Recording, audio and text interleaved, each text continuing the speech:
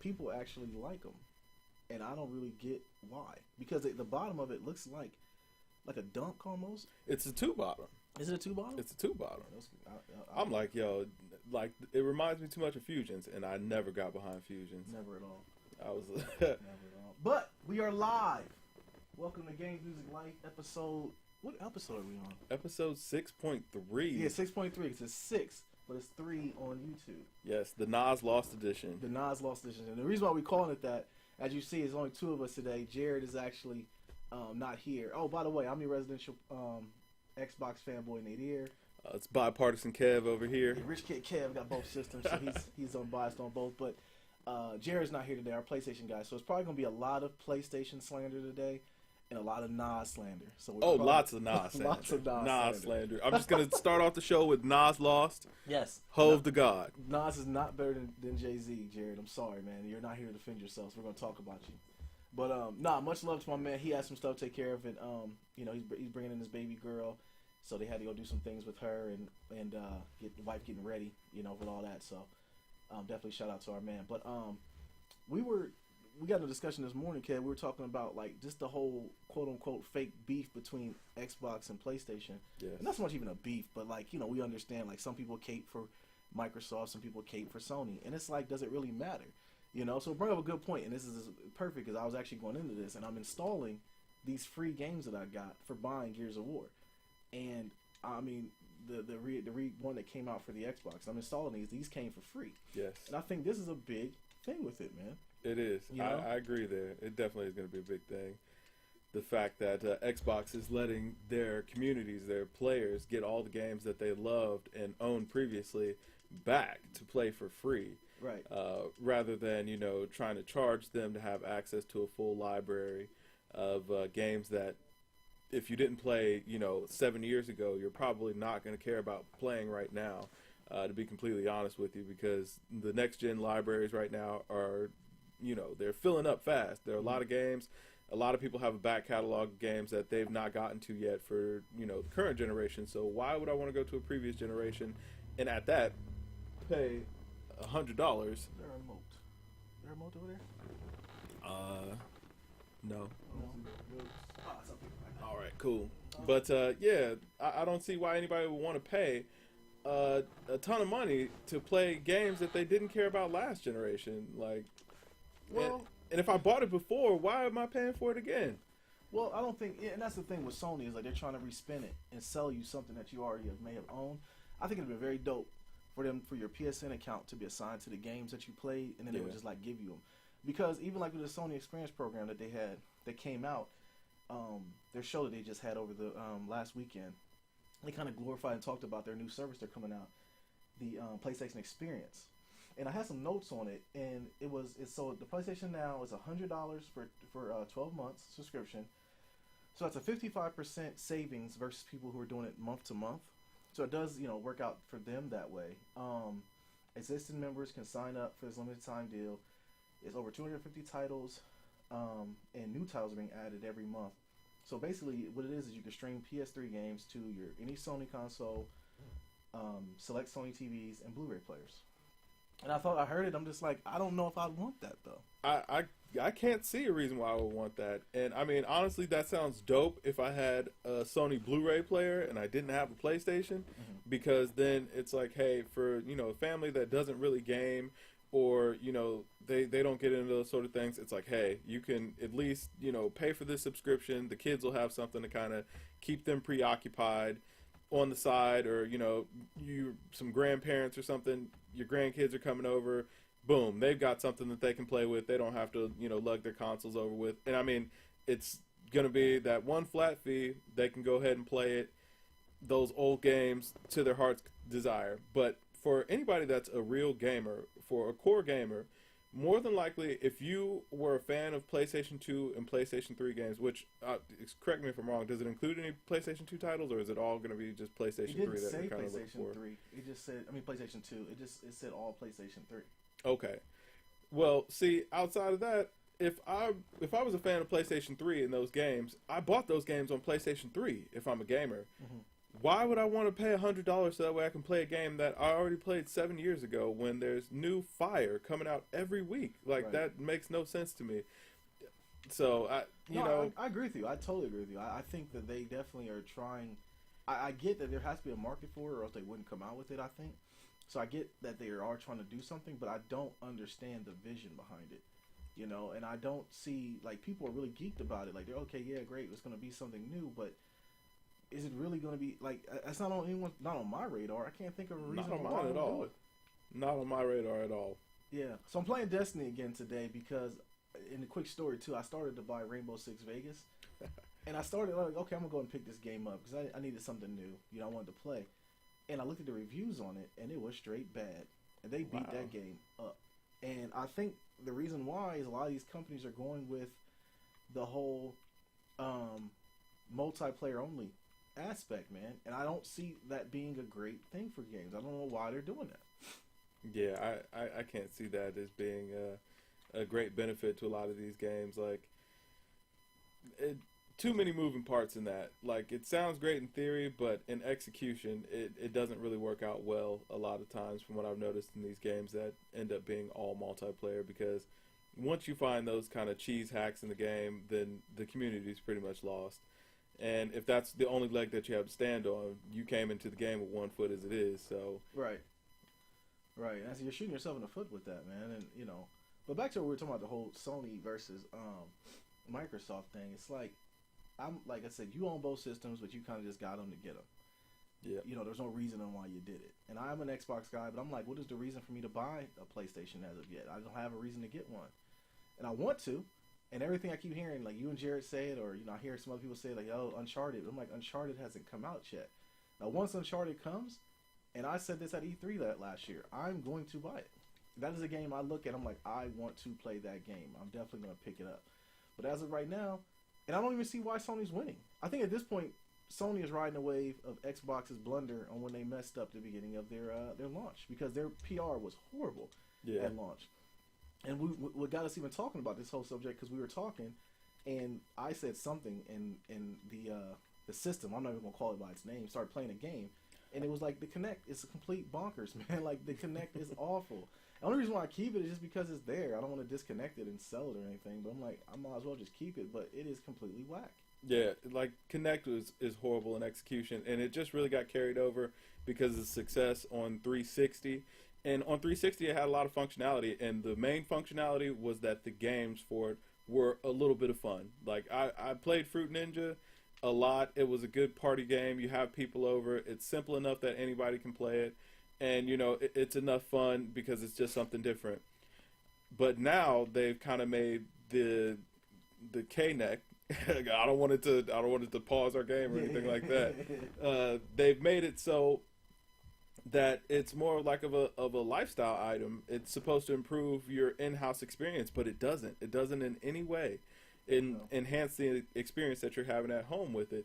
So it's a massive flop. There are no games that are relevant, you know, that are compatible with the Kinect this iteration for Xbox One, and they really left. And you know what? I think Microsoft is really starting to notice that. If you really notice, like, now they're really pushing those consoles without the Kinect. Like, they don't even want you to have it anymore because they know it was a flop. Yeah, and it's cheaper too for them to do it without Kinect too, because you got to figure they ate a lot of money with that by selling it with Kinect. Yeah. So, you know, it doesn't make any sense to do it. So I kind of understand that, but that was the first, I forget his name, I'm not going to look it up, but the first guy's name, not Phil Spencer, the guy that's in there now. Maybe Phil Spencer was he the second? Is he the guy that runs it now? I think Phil Spencer's in there now. Okay. Yeah. He's totally different than the first dude, because the first dude actually went and worked for, I think it's Bing, something like that. I'm not looking it up. But he left. He got reassigned. Yeah, he got reassigned. He went and worked for somebody else. But and I think that was the reason why, man. He was the one pushing for the whole integration with the TV and, you know, your Xbox being everything, which it still is. But at the core of it, it's a gaming system. Yeah. I want it to do what I want it to do, which is play games. That's what I want from it. Like, I don't know anybody that watches TV through their Xbox. Like, I mean, again, it sounds cool in theory, but it's not good in execution. And last generation, it made sense because, you know, with the success of the Wii, everybody was trying to get on board with, you know, kind of the more physical games or, you know, active games. that the whole family could get into and play. But now it seems like that fad has kind of played itself out. I think that's evident with a lot of the with the direction of the Wii U right now, really. And then a lot of the kind of niche games like the Guitar Hero's not doing very well. And I'm a fan of that game. I'll probably pick it up and play it and enjoy it, but it's not got the it's not got the same bang. It's not got the audience that it once did, because that fad in gaming has just kind of passed. People have gone back to wanting big AAA titles again, rather than kind of playing those interactive games. And really, I think Microsoft should have planned for that. They really missed the boat in bringing that Kinect back. This generation. Like I said, great idea in theory, horrible in execution. They're really gonna, if they want to turn that around at all, they're gonna really have to make a lot of big improvements. But I don't think that they want to. I think that they want to forget that it happened. Yeah. I think they want us to forget that it happened. It'll be a piece of useless hardware that they'll slide under the table and just kind of bite the bullet and take the loss that they got there. Yeah, I mean they'll have to, because there's, like you said, there's nothing coming out for it. Even the games that were at E3 last year, or even at the Microsoft thing they did this year, there was nothing that were showing anything with Kinect. It's kind of like you said, it was like that kid that your dad had on the side that we just don't talk about. You got a brother out there, but we just don't talk about him. Right. And that's pretty much what it was, man. So they don't even talk about it anymore. That's exactly what it is. Another thing that the Sony, the PlayStation Experience notes I had on here was talking about the Final Fantasy VII. I know you're not a Final Fantasy guy. But the remake that's coming to Sony, and it's a timed exclusive too. So eventually, Final Fantasy VII is going to come on PC and probably Xbox too. But it's going to be a timed exclusive for for the PlayStation. But the one thing they announced, first of all, the game looked pretty. Yeah. It looked amazing. I really thought okay, this is something I want to play. But one thing that got me though is they're breaking it up into episodic content. That's not a good look, if you ask me. And it really sounds like a big money grab. First of all, you're going to re-release a game that already came out. Final Fantasy VII, what was that, 15 years ago? Almost, yeah. Yeah. All right, so you're going to release a game that everybody knows the story for. You're going to change the story a bit to take out content, and then you're going to give it to us in episodes, so that way you can charge us for it over and over and over. Another thing, too, that was really messed up about it, too, that kind of got me was a lot of the composer that was on Final Fantasy VII, the original, and some of the guys who made the game are not included on this remake. So... they literally, they had such a great opportunity to capitalize, because I've heard a lot of people over the years say that Final Fantasy VII is their GOAT as far as gaming goes. The tears that I've heard about in this game are real.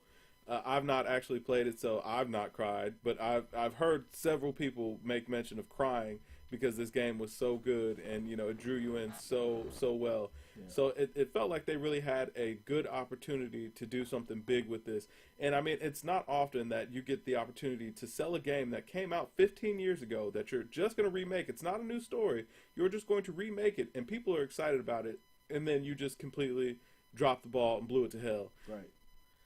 You're right. It's the story is out there. It's not like there's anything new with it. We know what's going to happen. Yeah. You know what's going to happen. But people are still geeked about it. But people were really up in arms about it. And that kind of was the shining moment of the PlayStation experience. And people were a little bit disappointed in it this past weekend too, about new announcements, new gameplay. So I know as a Destiny fan, I was waiting to hear something, because Activision and Sony go hand in hand, since Sony gave them that big pot of money, and they get all of the exclusives first. I thought they were going to announce something there, because Destiny's kind of dry right now, but they didn't. So and the Final Fantasy VII was like the biggest announcement for them. But then when they said it was episodic content, there hasn't been any details on how it's going to be broken up and how much they're going to charge you and how many parts. A grip. I'm just going to put that out there now. So yes, I can't think that they're going to have it to where it be episodic, but totally it's not going to be more than $59.99 total. I can't think that it's going to be more than that. They'll find a way to weasel it, man. They will find a way to weasel it. I can feel it. I can feel it coming right now. Pause that, but yeah. I know that they're going for the money bag here, and they know it too, because players have such an emotional connection with that game. They figure, oh, guess what? They're going to pay it regardless, because we're not introducing anything new. It's not going to be a new experience for the players. It'll look pretty, and we're going to take some stuff out, so it might be changed a little bit, but we're just banking on the fact that you love this game already and you'll love it again this time. So we're going to put it back out for you and, you'll pay. And I don't think that that's cool. I think that we really need to be focusing on getting some new, better AAA IPs out here for these consoles. I don't even care if they're console exclusive or if they're multi-plat. We just really need to get some good titles out here. Like Titanfall was a good try, but it just wasn't the one. Yeah, but I think Titanfall kind of went with the same thing that Rainbow Six went with, which is just multiplayer only. Yeah. And no story. And I would kind of understand not having a story, but this day and age, man, people want a story. We want to play a game, we want to save the world, and we want to be that character to save the world. That's what we want. We don't want to just come in here with multiplayer, because guess what? Everyone doesn't play multiplayer, man. Yeah. Everyone doesn't. I do think that multiplayer is the meat of a game, like Call of Duty. Even Call of Duty, as bad as it was, story-wise, it's only 4 hours long, people still enjoyed it. Yeah, absolutely. I think that the release of Fallout really shows that people want a story. And, absolutely. I mean, because there's no online to that game. And a lot of the really big games that have come out have not been multiplayer games. Like, I mean, if you want to... I haven't played Witcher, but clearly it must be amazing for as much as it won. Not a multiplayer game. Metal Gear Solid, never been a multiplayer game. Which, I mean, you have Metal Gear Online... But that's not why people were buying the game. They were playing it for the story. Fallout, people playing it for the story. Uncharted, people are playing it for the story. I mean, at what point are these developers going to realize, like, there are only so many first-person shooter games that can really come out and, keep our interest in multiplayer? Like, the experience gets to be the same after a while on all of these games without a story to back it. Yeah, I mean, it is. But even with Rainbow Six, I think there was a little bit of a stretch, too. With them, because they tried to put in a multiplayer that was just, first of all, it was no story, but it was basically, even with bots, you could do it like you could put bots in there and you could kind of play against other people. And with Rainbow Six, it's primarily you versus 4 other people. And that just sounds like it'll just get stale after a while. Oh, absolutely. Because guess what? Everyone's not good at it. Right. And I mean, time has just shown us time and time again that people go for a good story. That's what attaches you to a game. Now with multiplayer, where I think that multiplayer succeeds is that it keeps a game fresh. So once you beat that story, you can keep playing this game. There's still more meat on them bones, for a few more months. But if the core of your game is multiplayer, then your game's gonna go down fast, and that just is what it is. It'll have its core players, but you're not. It's not a lasting model, I don't think, because there's just too many. There's too many. Every game has a multiplayer. Yeah, and it's just too much. Even with Uncharted, though, I seen Uncharted had multiplayer. It did, but that's not the point of the game. No, I didn't. Okay. I mean, even Grand Theft Auto had multiplayer, but at least their multiplayer was something different. It wasn't all about hey, go out here and it's you versus this team. It's like, no, you're out here in a community of people, and it's not you versus anybody. You can do whatever you want. The point of it wasn't to be playing online, or there was no objective. You were free to do whatever you wanted. Yeah. And I think that that's where that game succeeded, but even that got stale. Even with them giving out the DLC for free, constant updates on that game. I mean, mind you, they've been selling it for 3 years at this point. Mm-hmm. But the bubble burst, and that was even a different experience than what we're getting out of a lot of these first-person shooters. So I think that the genre is going to really change here in the next couple of years. I think people are going to get tired of this. Well, so you think it's going to go back to storytelling? I do think so. I think it's going to have to. Yeah, I think that's going to move units. Absolutely. And that's what I think is lacking right now, because we were talking about what is a reason in buying a PlayStation, or what is a reason in buying an Xbox. And I think like some people bought Halo, they became Halo fans because of the story behind it. So I think that definitely storytelling is going to have to come back. It's going to have to. That's what gets most people. I mean, I know for myself. I mean, that's what gets me invested in a game. Like, I mean, I've been invested in Metal Gear Solid because the story was amazing. Like, I mean, I was invested in Solid Snake. I was invested in Big Boss to an extent. Nobody liked Raiden, but hey, the whole community gathered around not liking Raiden, wanting to play as Solid Snake again in Metal Gear 2. Yeah. But I mean that story is what brought us back. Anybody that played Metal Gear 5, they weren't playing it just because, oh, Metal Gear Online is going to be back this iteration. Like, nobody wants that. You want to know the story. You want to know how that story ends out, and that's really what carries a lot of titles that have made it over the years. And right. that's actually the reason I don't think a lot of I don't think Titanfall is going to make it, man. Like, I think Titanfall was what it was. I think people understand what Titanfall is because there's room for one game to be like that, just not all of them. And I think Titanfall was the one because that's the one that started it. Because like everyone was up in arms when it first came. Like, oh, there's no story, there's nothing to beat or whatever. I think that was the first one to do it. But now you have other games that are trying to do it. And like my thing with Rainbow Six had a great story. Yeah, it had a great multiplayer. Like when you were going through the casinos and all that stuff. So the fact that they just left the story behind was kind of silly in this part. I don't know why they did it. Maybe it was cheaper. I gotta think it was a money thing, but I just didn't get that at all. I mean, for as long as that game was in development, did they really run out of money to produce a story? But that's the thing, though. They were actually talking about the physics behind everything was like amazing. Like you go through and you didn't have an angle to shoot a person, so okay, let's shoot this wall down, and it looked pretty sweet. Like I thought it was gonna be a dope thing to do, but. Yeah, that sounds fire. Yeah, it was sweet, like as far as the concept behind it, but the implementation just wasn't good. You can't survive that way. No, not with no story. You gotta have some sort of story. And if you're not gonna have a story, you better have a damn good multiplayer, something that's like kind of like a cult following. Yeah, but I just don't see that happening anytime soon. Like with there being so many multiplayer games out there, like I can't see where there would be a platform that would really just stick around. Like I've been looking more into this Counter-Strike, and I guess Counter-Strike, has been a game that has been that way where people keep going back to it, and a lot of that has to do with I guess the way the monetary system is set up.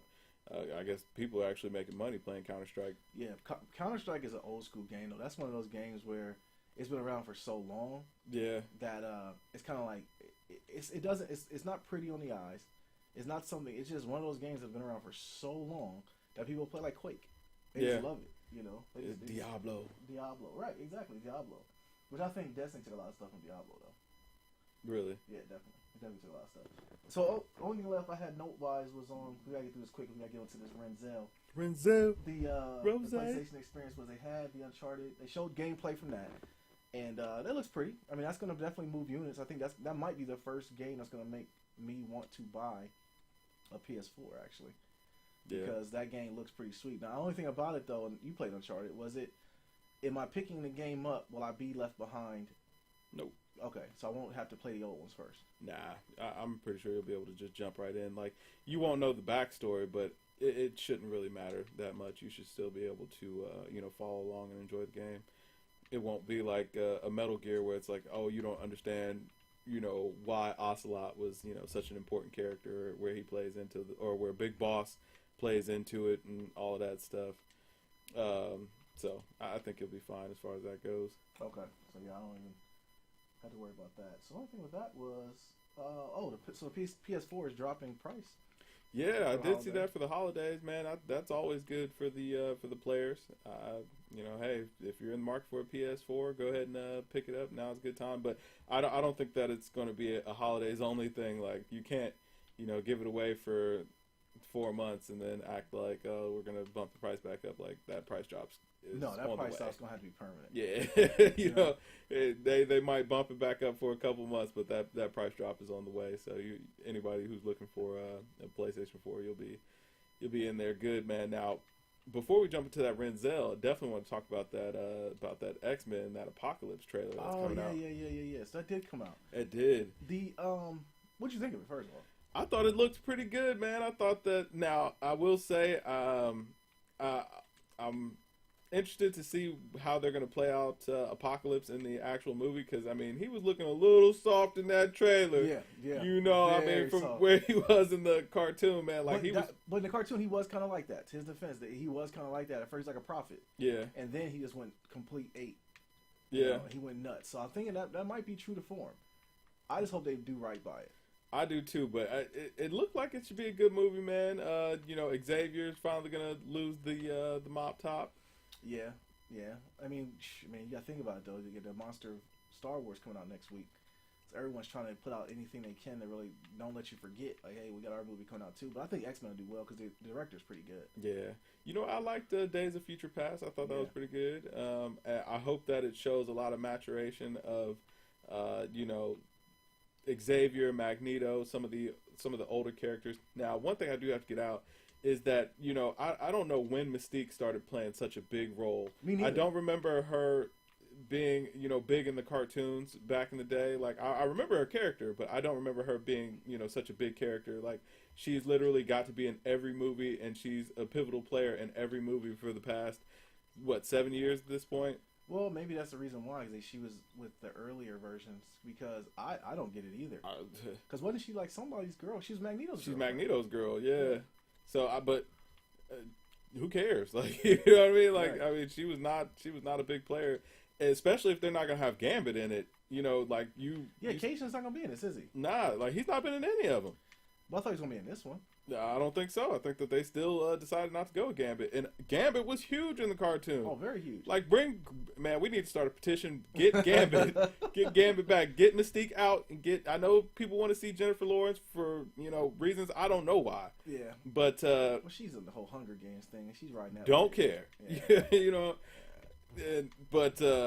Yeah, get her out of here. Get her out of here. Let's get Gambit back, man. He was a big piece of the X-Men. Now, I mean, I guess he didn't really do anything pivotal in the cartoons, but he was a character that was in every cartoon, man. We need him back. Yeah, he was kind of like the one where you didn't really understand what was going on with him. He was kind of a little bit, not shady, but he was kind of secretive. Yeah, So everyone wanted to be Cajun, man. Man, I'm trying to tell you, everybody. He had the sweetest nickname, Cajun, man. Yeah. That's dope. We need to get him back, man. We sacrificed him for Mystique. Mystique's not a good character. Like no. She was a sidekick at best in the cartoons, man. Let's get back true to form with that. Right. But overall, I think that the movie should be good. I'll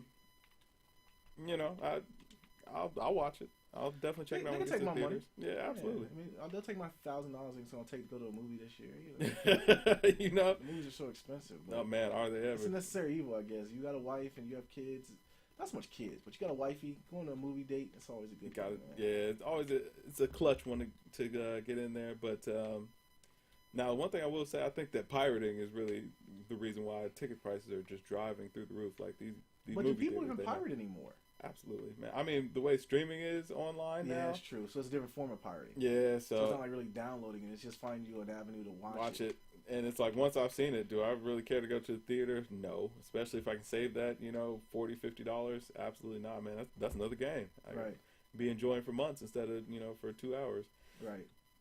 But, I'm definitely hyped up to see what Apocalypse does in this one, man. They did show him going big, so... I was about to say, they showed him when him and Xavier, he had him, like, pinned down or something like that. Yeah, he went big, but... That one's gonna be it'll be interesting, man. We'll have to review that. Now, what are we doing for Star Wars? I'm gonna tell you, man. Like I was telling the wife, because she's breastfeeding the babies, and like I might have to break camp and go by myself, man. Like and I gave her that news last night. She looked at me with this evil look. So I'm gonna have to find a way. But the only reason why I say that though is because like the movie's pretty much sold out. Yeah. Like the movie, like I don't want to go to a theater where it's not assigned seating. I want to go and pick, because we go to the movie theater in Dublin where you can sign your seat. You pay for it or whatever, and you pay for the exact seats that you want. Okay. I don't want to pay for general admission, because I'm in there with the Kevin Hart look. I'm looking around for a seat when I come in, Or you way up in the front like, oh. Right. I'm not even gonna do that experience. I'm 37. I can't do that. Yeah. So I don't know, man. I don't know what I'm gonna do for Star Wars. I want to see it that first week, but it's not looking good for the kid, man. Hey, yeah, I'm gonna go see it at some point, man. My dad's a huge Star Wars fan. Me too. You see the lightsaber back there? Yeah, I'm a huge Star Wars fan. So I'm gonna try to maybe get him out there. So Pops, if you watching the show, Star Wars, me and you, man, I got you. Yeah. We're gonna go see it for you, man. But I'm looking forward to it. It looks pretty good. I think JJ's going to do it, man. I think so, man. I'm a JJ Abrams fan. Me too. He did well with the Star Treks. Yeah. Well, I love Lost. So. Yeah, and I love Lost too. But he also did what was the other series he did? Fringe. Fringe. Yep. So I really like his work. Like Fringe is one of the sleeper series. Like, of course, best series of all time. Not series, but TV shows or whatever you want to call it, The Wire. But Fringe was definitely in my top 5. Yeah, it was definitely a good show. Lost was good too until the it's been the writer strike. Yeah, the writer strike that took over, but also it's been long enough, so don't spoil this for anybody. I apologize ahead of time, but the whole purgatory aspect of it was pretty dope to me. Yeah, I did think so too. So I definitely think of that. I'm hype about it, but it's like I don't want to. It's like I'm a Star Wars fan. Your dad's a Star Wars fan. I'm a fan. You're a fan. You could probably we've debated. We can definitely probably think of nerd talk we've had. Whereas now it's trendy. Yeah, everyone's gonna be jumping on that Star Wars wave, and it's like, kind of like these new Jordan fans. Like you're buying the shoes, and it just because it kind of gets on my nerves, man. So I don't know. Man, I'll tell you what, man. The internet age we live in, man, it has changed the entire scope of everything. It's like, man, back, coming up, it was like things that got hot in our community that took a while to catch on, and now it is like, yo, if it was hot for us last week, it is hot for the world a month later. Yeah. And I don't know how I feel about that. It feels like everything plays out quickly, and I'm going to give you a good example of this, and I hate to kind of talk about it, but think about how quick this Charlie Sheen news just came and went. Like, I mean, and that was big news. Yeah, that was big news, and it came and went. It's on to the next. Now it's Cardi B. Now everyone's talking about her. Man, it's all right.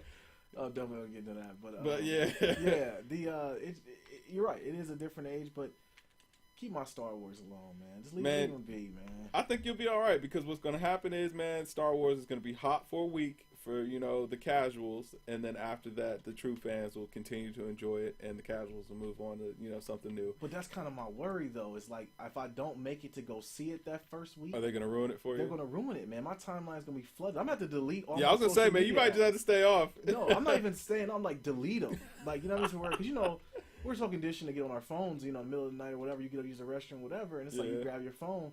Like I'm going to delete it just so I don't accidentally do it, man. Because I'm waiting for one person that's going to ruin it for me, and then that good, wholesome image of Nadir Carpenter online is going to go out the window, man. I'm going to go completely nuts, man. Man, I'm telling you what, man. I'm banking on Jar Jar Binks being the Sith Lord. I'm going to tell you right now, if that happened, J.J. Abrams would have to move to another state. I mean, not another state. I'm sorry, another country. Oh, my goodness. They would kill him. They would literally go get him. There's probably a bomb ready to be deployed to his house right now. Just in case he messes up, man. But I have faith in him, man. I think he's going to be all right.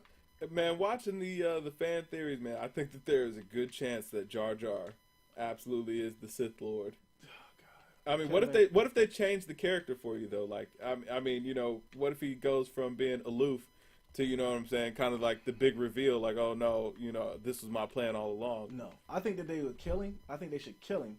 First off, just kill the character, like, and then people will be happy. But kind of like as a goof. You know what I mean? Like, or something, and then just kind of go from there. But if they have him be in any integral part, I mean, you got to keep in mind, Jar Jar was on the Senate, as aloof as he was, or he was on the council. I believe in things. I believe in talking to things into existence, Kevin. And if we're going to talk about this, and Jar Jar Binks actually comes about, I might literally want J.J. Abrams gone, man. Like, I might want him out of there, bro. Like, I might want him completely gone. So, man, why are you so against Jar Jar being the man? Jar Jar Binks was the single-handedly worst character ever in Star Wars. I think that was on purpose. Okay, it might have been on purpose, but so what? So to bring him back up to be an integral part? Yeah. Nah. He's been an integral part though. That's the thing. He has, but he was. I don't know. No. And I mean, I get it because everybody hated him because he was such a goof. It just seemed like he didn't really have a place in the movies. Yeah. But you think about Star Wars. There were no characters like that before. No, I do think though that there's like Finn. It's kind of like the wave of the hand, kind of like a magic trick. Like look at here, but actually the magic is over here. Yeah. I don't think he's a Jedi. I think the girl is the Jedi, and I think he was kind of just picking up that lightsaber in that scene. I listened to JJ on Howard Stern over the week. He was on there last week, and he talked about how trailers. He doesn't like trailers where like all the good things are in the trailer of a movie. Mm-hmm. So. I think that's it. I think Finn is kind of like he's going to be like the new Han Solo, or like kind of just that Johnny on the spot. He's not going to be the Jedi. Okay. I think the girl's going to be the Jedi. I think she's going to be, and I think she's Leia and Han Solo's daughter. Okay. I think that's what it's going to be. And that's just my opinion. I think that's what it'll be. And I think the main bad guy in this movie is going to be Luke Skywalker. Really? Yeah. Because you think about it, how did because in the trailer you see Kylo Ren with Darth Vader's helmet. Yeah. The last person that had Darth Vader's helmet was Luke, and he gave it to the Ewoks. So how did, unless we're going to show a scene where Kylo Ren goes and just slaughters Ewoks, because how else would he have gotten the helmet? The helmet, yeah. Although in the books there were some, like once Darth Vader died, he was kind of like I won't say a god, but he was like a lot of people followed him, so they were selling a lot of his old like things on around. So like kind of how at the beginning of A New Hope, how they had the selling the droids. Mm-hmm. There were people that sold like pieces of Darth Vader's armor and stuff like that. So I think that could be it. But I'm interested to see how he piggybacks on that. Yeah, you know, I'm gonna go lie. I'm excited for the movie. Me too. I'm definitely excited to go see it. Me too. I just don't want it to be bigger. I don't want it to be seen bigger than what people are just riding that wave, and people are just going to see it.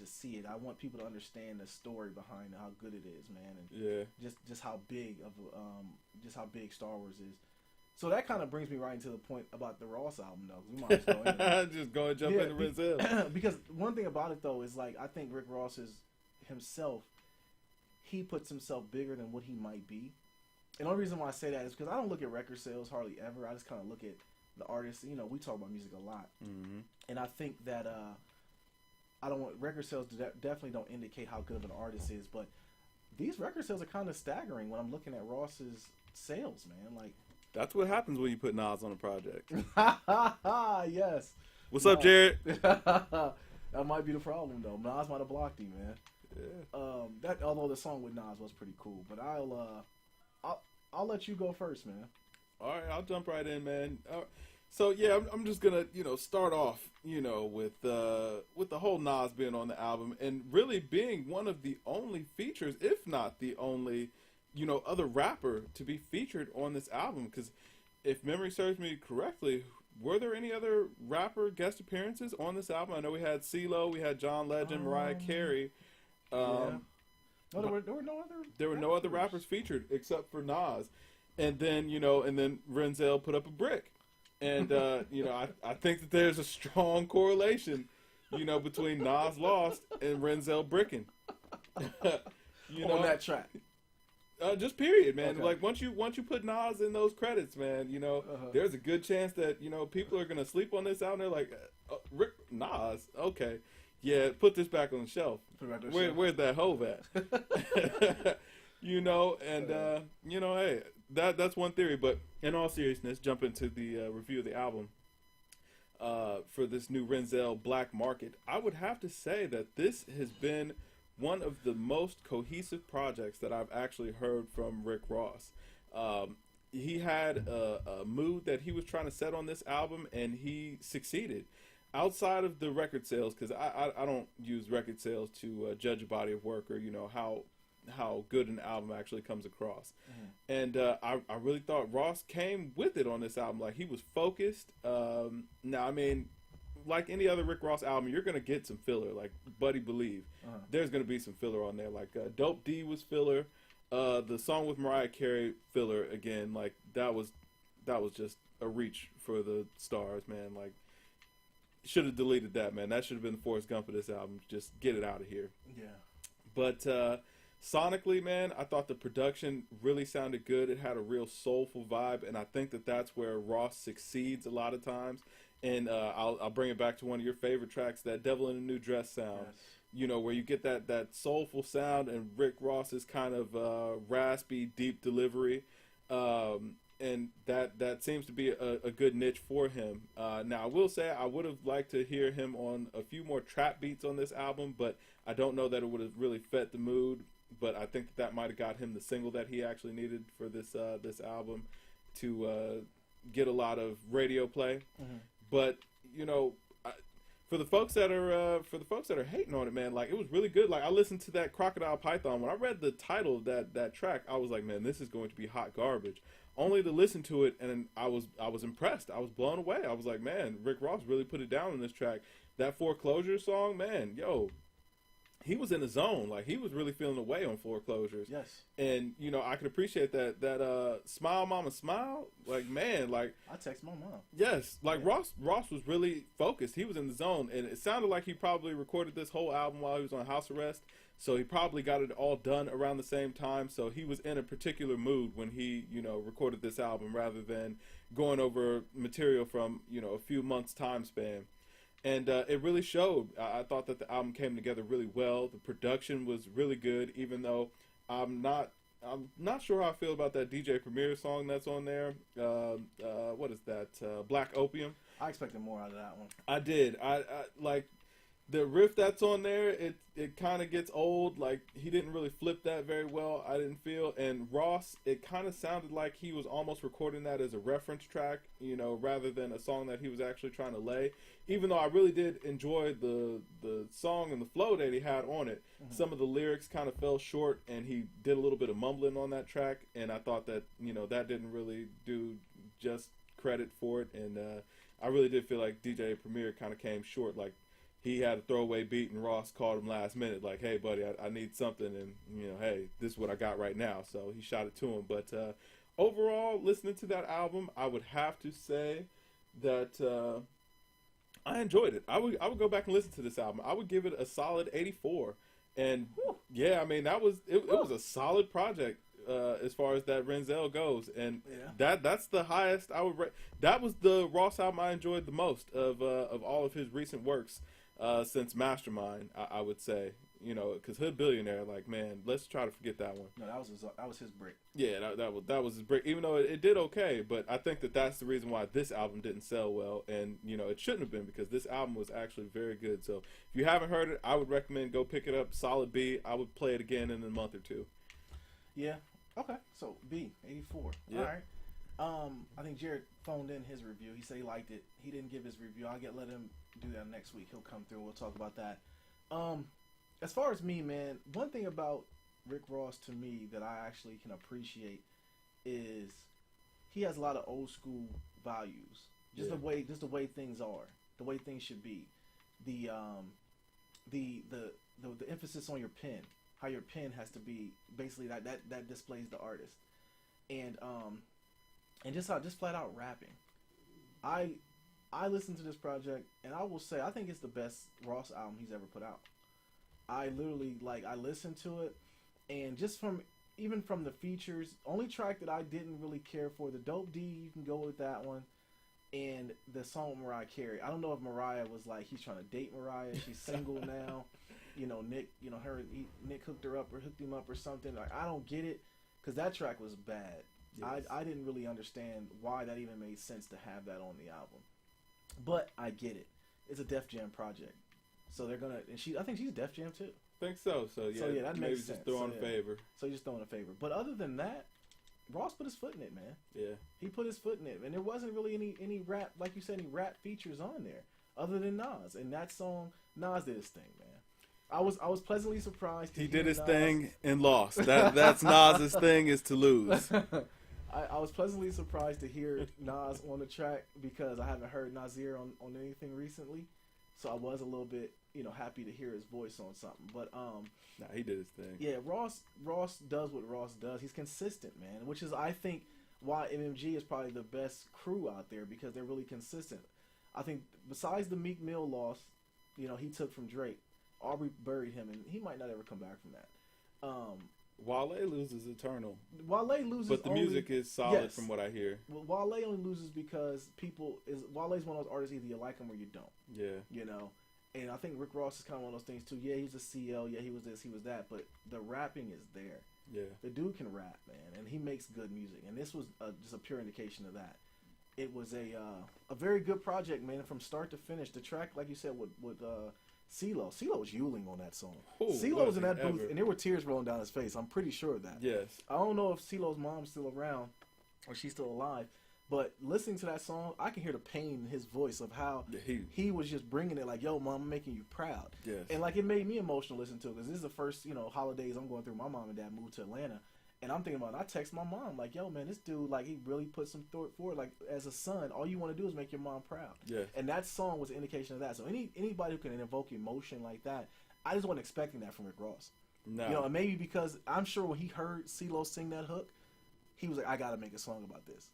You know, I can't think that he was sitting around with the verses or whatever, like, I need somebody on the hook, and he thought of CeeLo. Because I haven't heard anybody bring CeeLo out in a while. Yeah, that's true. You know, and CeeLo was one of those artists who I'm he like... caught them charges. Yes, he's right. But CeeLo is he got a voice, man. Yeah, he does. You know, he has a voice, and I really appreciate him for that. But I really was just listening to the whole album, and after I got done with it, I played it again. Yeah. I said, you know what? I'm really listening to this cat. Because Ross, like I said, he's kind of throwback to me. He holds the whole move a little in silence, but see me type of thing. But also, you know, with record sales being the way they are, and there's no money being made in the rap game, it's kind of upsetting to see a guy like Ross not blow as much as I think he could, because he carries himself as bigger than the artist that he is. Yeah. You know? Yeah. And that, you know, even with the whole boss thing and everything like that, I get that whole shtick. But I'm saying, like, Def Jam, I think Def Jam is a poor job of putting him out there. And he's one of their biggest acts. Def Jam has been one of the worst labels for a few years and it didn't even used to be that way. That's sad. How did it get to that point, though? Poor management, man. You know what? After Jay left, because, you know, Jay is king. Yeah. You know, Nas lost. Yes. Yeah. You know, Def Jam went down the toilet, and I think a lot of that had to do with Jay leaving and Nas staying. Really? I think so, man. I think that was a big part of it, just because, I mean, you can't have that lost. You know, just seeping. Yes, Nas slander. I love it, man. You know, you can't have that loss just seeping, seeping around those offices, man. It rubs off. Yeah. It rubs off. I mean, Def Jam still has not got the stink of Nas losing off of them ever since Hov left, man. Like, he was carrying the crown. But no, in all seriousness, I do think that it's just lack of leadership over there. They've been kind of riding the wave on name alone. And they are not really paying attention to the trends in music, and they're trying to capitalize more so than be a leader in, you know, the industry. Yeah. And that's where they suffer, because a lot of times now they're basically trying to be the pop rap label, where, and you notice this because they sign a lot of the one hit wonders. And I mean, no slander, because I like Don't Be Safe, but man, like when they signed Trinidad James, I was like, yo, you can see the direction that Def Jam is trying to go with this. I think that might have been one of the biggest downfalls for them, because, man, Trinidad James is pretty much my man from Martin, man, Jerome. Man. And in rapping form. And I get that there has to be some angle for, you know, not everyone has to be a lyricist, not everyone can spit like that, but Trinidad James, you got to admit, Kevin, that was a joke.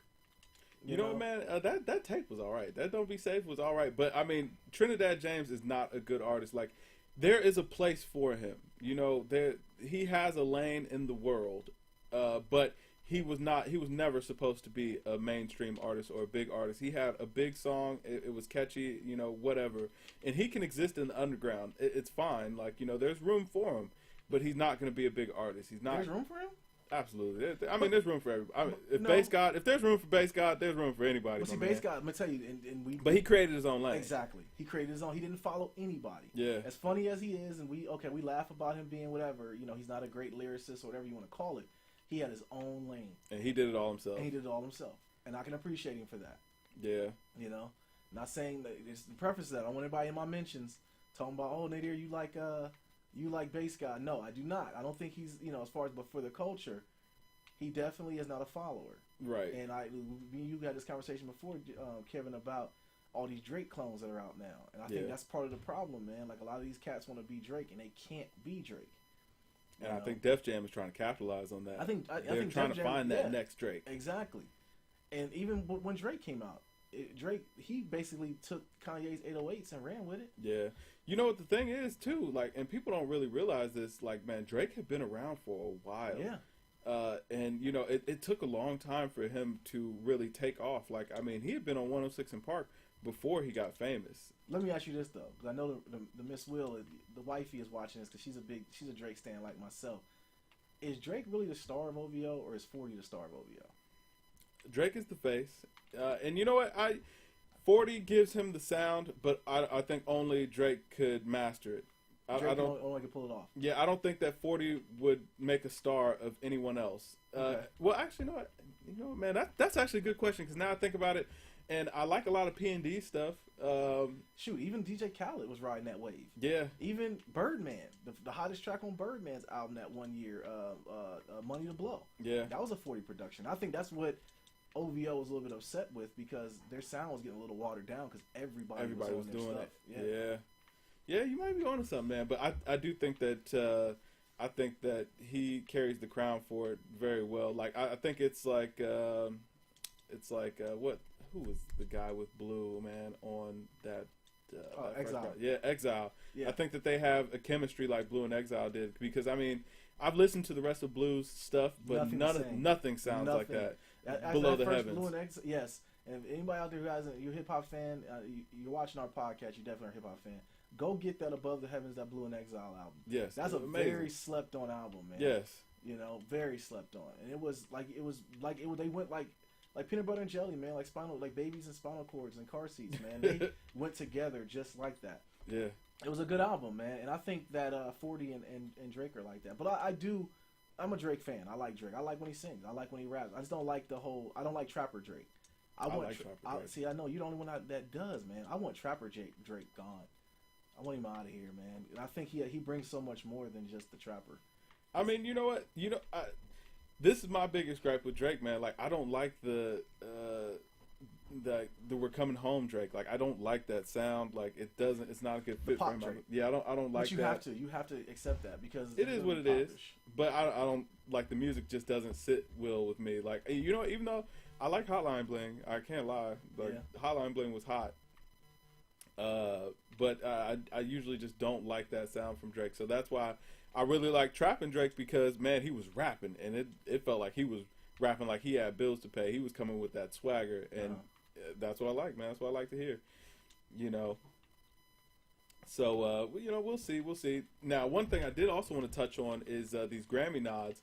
And, the boy Kendrick out here toasting the competition. I definitely think that he has a very good shot at winning Album of the Year, though they'll probably try to give it to Taylor Swift for 1984. Yeah, Taylor's going to get that. Or is it 1989? I can never remember. I didn't listen to it. Me either. But Taylor she's probably the biggest artist out right now, man. But I feel like this is To Pimp a Butterfly's year. Like, I mean, the president was talking about, but they owe him one for last year. Yeah, exactly. They owe it for last year, man. And Taylor winning is what people expect, you know what I mean? Absolutely. So, but I think this will be the first rap album that has a legitimate shot at winning Album of the Year since Speakerboxxx and Love Below did win back in 2000. Well, shoot, you think about it too. No one really used to Grammys never really rocked with hip hop like that, man. Yeah. Which is why Jay and a lot of old school artists boycotted. Yeah, didn't want to actually support. So it might be a big milestone that they actually, do. But I still don't feel like they are getting it right, and it's too late. And they're at the point where they damn they do, damn they don't. Even like this year, they gave him 11 nominations. Did Kendrick deserve 11? Yes. You think so? I do. I think that they're trying to piggyback off the fact that they blew it last year by giving Macklemore Album of the Year. I definitely think To Pimp a Butterfly, as much as I love Tetsuo and Youth, I think Tetsuo and Youth was the best album of the year. But I think that To Pimp a Butterfly was the most important. He really just showed that rap music can really go in all directions now. Like, there's still art in it. And, a time where, like you said, everybody wants to be Drake, man. And the trap sound is heavy influence. Like, a lot of everything sounds the same. Yeah, I agree with you. I do think that, now is, with Pimp a Butterfly, it was definitely a sound that we never heard. Yeah. Well, my dad could pick up that album and like it. And, and it had a lot of artistic integrity to it. The sounds were completely different. It really did show that, rap can be an art form still, rather than, just a cash cow. And I think that the Grammys are recognizing that as well.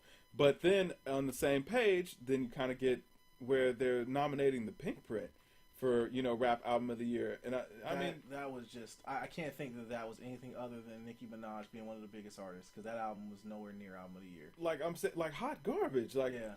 And that's no disrespect to Nicki Minaj, but I mean, we know what she sells. Like, she doesn't, like, the music is secondary, and it's apparent. Like, everybody knows that. That's no secret.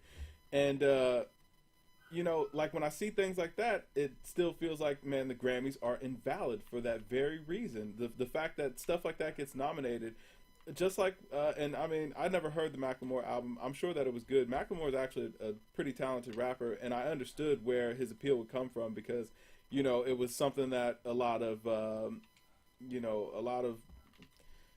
the mainstream America could relate to as far as what he was rapping with. You know what I mean? He was talking about stuff that everyday people would do.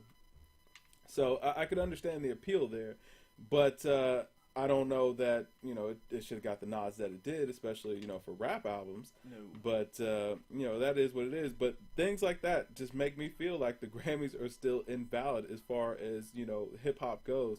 They're giving nods to what we would consider good music, period, but they still filter in a lot of BS, for, you know, lack of a better word. So it's a popularity contest. Exactly. But the Grammys aren't supposed to be like that. And if you look at other genres of music, they don't go that way. Mm-hmm. Like, if you look at Best Rock Album, they're not going off of what was the most popular rock album this year. Like, a lot of times it's, you know, just the best works. And I don't know if maybe they don't have the right people on the panel that are voting, and, you know, for these things or whatever.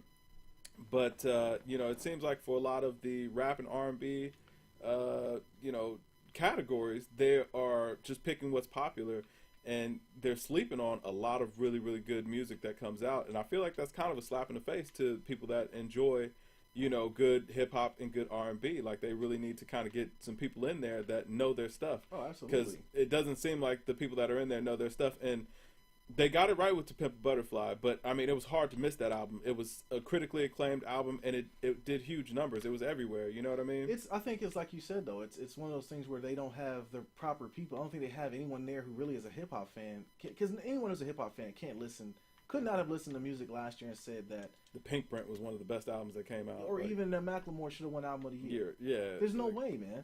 Like, even when we watch... Macklemore didn't even think he should have won Album exactly. of the Year. Which I think was whack that he tried to give it back, too. Because it's like, yo, if you want it, win it, man. Just say you take it. too. Yeah, I mean, it's not on you. No, it's not on you, man. If people mess up, let them mess up. Yeah. You know, I thought it was kind of whack when he did that. Because it was kind of like a backhanded compliment almost. You know what I mean? Like, and he was in a lose-lose situation, too. But quick point about the Grammys, though, was like, what's the movie equivalent of the Grammys? Is it the Oscars? Yes. Okay. You know, you watch the Oscars, and sometimes you'll watch it, and you'll see a movie that win some awards. I mean, I've never even seen this movie, but it'll make you go watch it, because there are people who watch movies and like, okay, you slept on this, go watch it. Whereas with rap, they just kind of give it, it's like you said, a popularity contest. There's no way. I'm not a Nicki Minaj. I'm not going to give her any slander today, but Nicki is like, okay, she's the biggest artist, female-wise, but she's... But her music is not the reason why. The music is not the reason why. Sex sells, and that's what it is. And, I mean, we all know that. Like, I mean, she's not selling the music. The music is secondary. She's selling an image and a lifestyle. Right. And, you know, everybody knows that. It is what it is. Right. But, yeah, they... a lot of times, man, that just... It feels like a bit of a slap in the face. And, like, again, they got it right with To Pimp a Butterfly, but... That's not enough. You know what I mean? Like, they really need to get some people on these panels. Like, the fact that Tetsuo wasn't even nominated for anything is a slap in the face. Like, I mean... Yeah. Even, like, I mean, we looked at we look at all the hip-hop publications, and Tetsuo was top 10 in every last one of them. Complex, well, actually, I think Complex put it at 11, but close enough. Yeah. MTV, and I mean, look at the rest of that list. I mean, we're talking, he's up there competing with Future, which, I mean, the fact that Future wasn't, I don't think Future was even nominated for anything at the Grammys. He may come in a little bit late, but he had a monster year. He definitely deserved, you know, some recognition for that. You know, like the music or not, he had a monster year. But, actually, no, I'll take that back. I don't know that he deserved any Grammy nods. I'll let you finish. I was let you finish. I was like, I'm not going to cut my man off. But yeah, I thought about that for a second. Like, you know, I didn't really like that DS2. I did like 56 Nights. But anyway, you know, kind of getting back to it. I definitely felt like Tetsuo deserved that recognition. Any hip-hop publication recognized that album. And, I mean, this is when they are, you know, skipping. Like, the only other album I could think of that got recognition that kind of flew under the radar was Chance the Rapper and Donnie Trumpet with that Surf. And honestly, that album was not good. I'm sorry, I'm going to be the one to put that out there, but the album was not really that great. Well, because they sold it up to being a Chance the Rapper album. And it wasn't. No, it put a lot of cats on there we never heard of. and I didn't think it was. But I do think the song that came out, I forget which one it was, but it promoted like being smart and getting good grades and everything like that. Well, that's a good message. Yeah, absolutely. I like Chance. I'm a very big Chance the Rapper. I'm looking forward to his future projects, but I just didn't think that Surf was a very good project. Just this go round, but but the fact that Tetsuo didn't get nominated for a Grammy, like, come on, like, that just shows the people that are on these panels are completely missing the mark. Would you been okay with them just getting a nomination? Yeah, even if he just got the nod, just to recognize, like, you know what, I'll have to double check, but I don't think that Black Messiah even got a nod in R&B, and Omarion got a nod for Supposed to Be. Like, Supposed to Be was one of the biggest tracks last year. He complained about it, and I was like, get out of here, Omarion, you're Omarion. But then I started thinking about it, like, yo, that was a big track last year. It was a big track. It was a big track, but I mean, like, as far as the music, that track was big because of the controversy. You know, I mean, it became a trend or whatever, but Black Messiah was actually good. Like, I mean, that was good work. That was artistry. And if the Grammys are supposed to be about artistry, then, recognize, good work where people are actually, stepping outside of the box and putting out a good product, not, shock value. But, yeah. It is what it is. Now, with that, we are coming up on that hour mark. So we definitely got to get ready to get out of here. But before we go, though, what album are we going to review next week? Logic. Okay, I want to go back and listen to that Logic album because a lot of heat came out during that time. I forget what else came out, but it was a big week that came out. And I think Logic's album is one that we didn't really listen to, that we definitely need to give a listen to see what it's about. I think he actually sold a ton. I think he did over 100,000. So I mean, people are definitely checking for him. So we're going to check it out, see what we think. If you guys get a chance, download it, buy it, listen to it, man. Give us your opinion. Let us know what you think. Get it from your mans and them or something, man. Hit us up, man. GamesMusicLyfe on Twitter, Instagram, Twitch, YouTube, man. This will be up on YouTube a little bit later, so check us out there. Leave your comments there. Again, we appreciate all the love and support, man. We're going to keep on doing this thing. We're 6.3 episodes in deep. Yes. And, running. Shout out to Jared, man. Yes. We see you out here holding down your business, man. We love it. You know. Do your thing. And also, before you go, though, just know. Nas lost. Nas lost, and he's never going to be the artist that Jay-Z was. Never. And you're not here to defend yourself, and I love it. All right? Nas lost. GamesMusicLyfe, we out. See you guys next week. Later. Peace.